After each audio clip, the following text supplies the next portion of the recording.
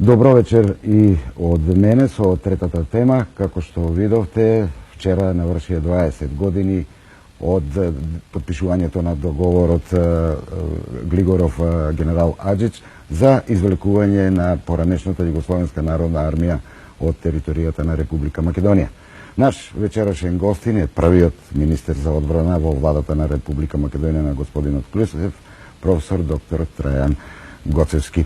Ова беа извадоци од телевизискиот дневник на македонската телевизија од пред 20 години. Професоре Гоцевски, ви од оваа временска дистанца, дали ви буди некакви емоции ова?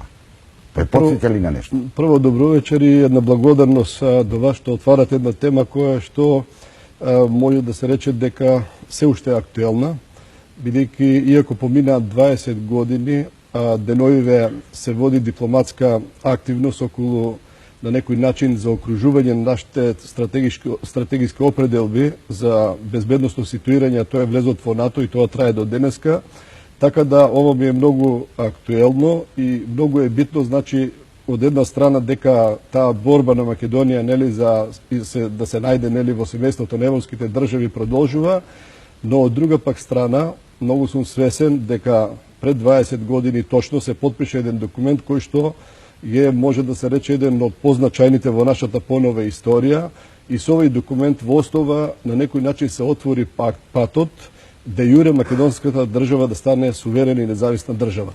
Именно за што станува збор.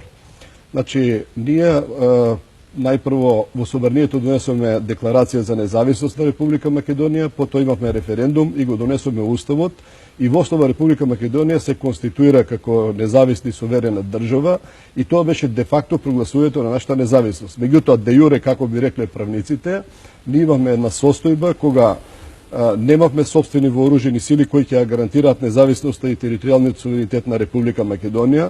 Напротив, имавме туѓа вооружена сила, тоа беше Југословенската народна армија, која што беше многу респективно вооружена, по бројка некаде до 36.000, значи, на овие простори, со капацитети кои можеа некаде од 2 до 4 часа да ја блокираат цела Македонија, со распореденост, значи, и на територијата, но и во Скопје околу собранието и владата, значи со респективни сили кои можеа да направат големи проблеми. Најголемите окопно-тенковски сили на поранешната неделја беа токму во Македонија, нели? Да, прочуената Нишка бригада која што го покриваше и тој простор, таа беше една од највооружените, значи со најреспективна, значи, борбена опрема, и некаде во Македонија во тој период помеѓу 200 и 300 тенкови престојува нашиот простор.